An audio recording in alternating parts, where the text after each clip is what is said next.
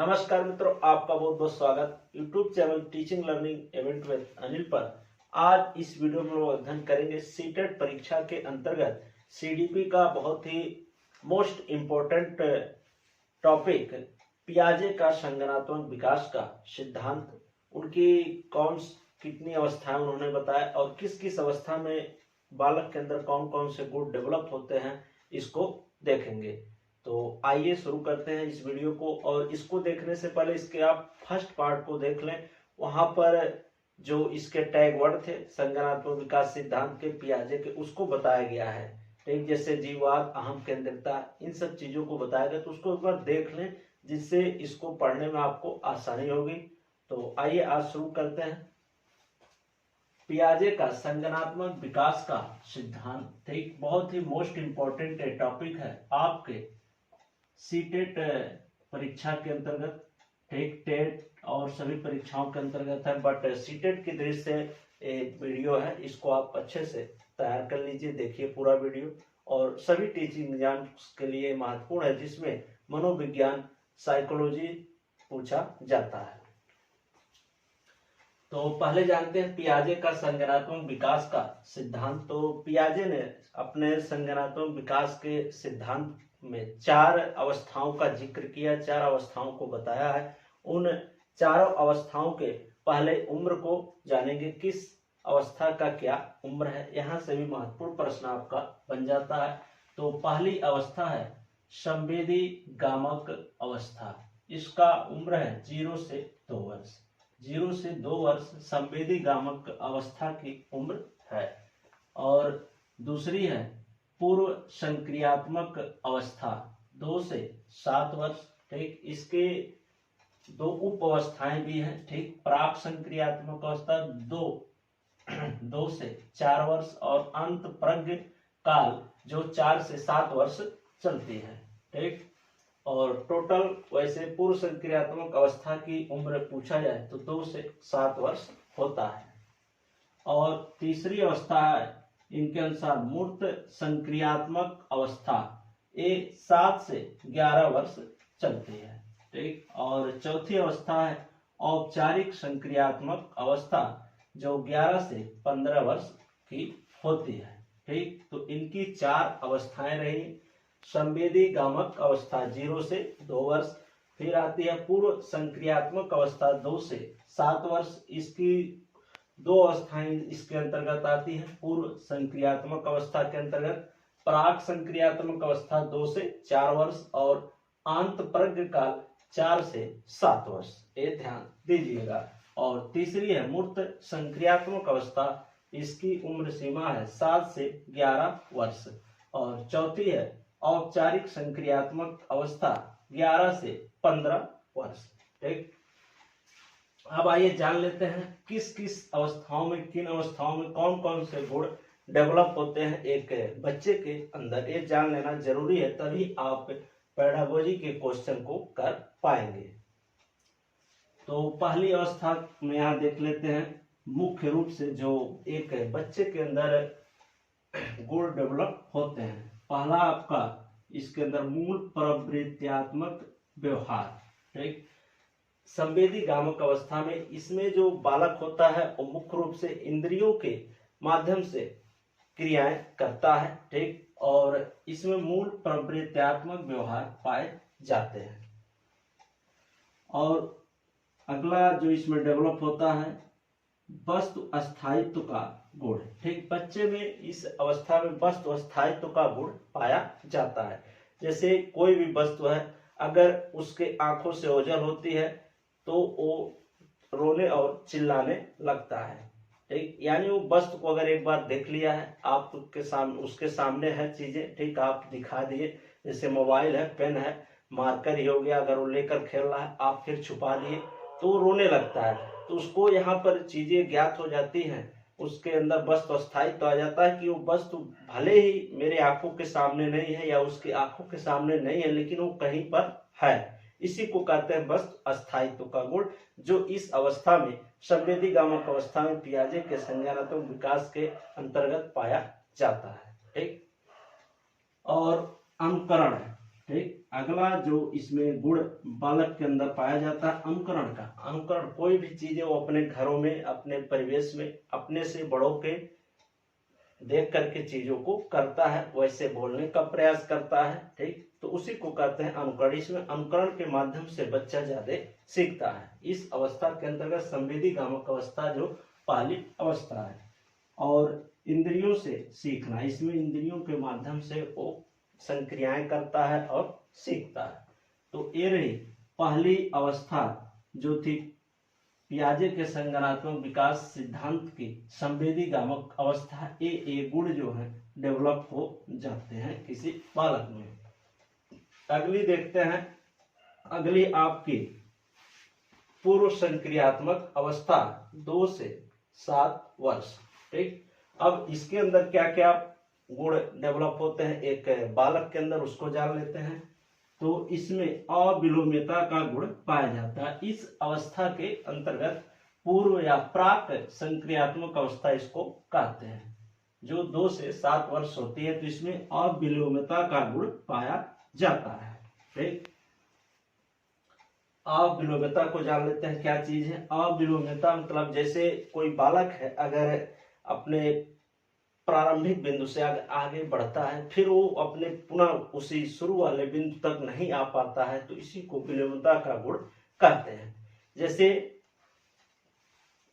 2 धन 3 बराबर 5 होता है, लेकिन अगर आप उसको दे दे 3 धन 2 बराबर, तो वो नहीं बता पाता है। तो उसके अंदर क्या है, विलोम्यता का गुण यहाँ पर डेवलप नहीं हुआ है, अविलोम्यता उसके अंदर पाई जाती है। ठीक, और यही आप आगे पढ़ेंगे तो यहाँ पर अगली अवस्था जो मूर्त संक्रियात्मक अवस्था, इसमें चीजें डेवलप हो जाती है। तो इसी को कहते हैं अविलोम्यता का गुण। यानी जिस प्रारंभिक बिंदु से वो आगे बढ़ता है, मान लीजिए यहाँ पहुंच गया, लेकिन अब ये यहाँ से यहाँ तक नहीं आ पाता है, इसी को कहते हैं अविलोम्यता का गुण, जो पूर्व संक्रियात्मक अवस्था 2 से 7 वर्ष के अंतर्गत पाई जाती है पियाजे के संज्ञानात्मक विकास में। और अगला देखते हैं संरक्षण का अभाव। इस अवस्था में जो पूर्व संक्रियात्मक अवस्था है 2 से 7 वर्ष, इसमें संरक्षण का अभाव होता है। जैसे वो कोई चीज सीखता है तो उसको अस्थायी रूप से अपने मन मस्तिष्क में चीजों को सेट नहीं कर पाता है, कुछ समय बाद वो भूल जाता है। तो इसमें क्या होता है, संरक्षण का अभाव होता है। अगला पॉइंट आपका है जीववाद। इस अवस्था के अंतर्गत जीववाद भी होता है, पाया जाता है बच्चे के अंदर। जीववाद का मतलब होता है किसी निर्जीव चीज को सजीव समझ लेना। ठीक, जो छोटा बच्चा होता है निर्जीव चीज को सजीव समझ लेता है। जैसे खिलौने हैं तो वो समझता है सजीव है। ठीक, आप उसके सामने हैं तो अगर बाइक है जैसे जो मिलती है खिलौने वाली, उसको चला रहा तो कहेगा हट जाइए मैं आपको ऊपर चढ़ा दूंगा। ठीक, वो समझता है कि ये मेरी जो बाइक है प्लास्टिक की वो सजीव है, अगले के ऊपर चढ़ेगी, ठोकर मारेगी तो वो चोटिल हो जाएंगे। ठीक, तो इस गुण को जीववाद कहा जाता है। जीववाद का मतलब होता है निर्जीव को सजीव समझ लेना। ठीक, और अगला है आत्म केंद्रिता। ठीक, अहम केंद्रिता या आत्म केंद्रिता, यानी वो खुद से बातें करता है, खुद के ऊपर डिपेंड होता है, उसी को आत्म केंद्रिता कहते हैं।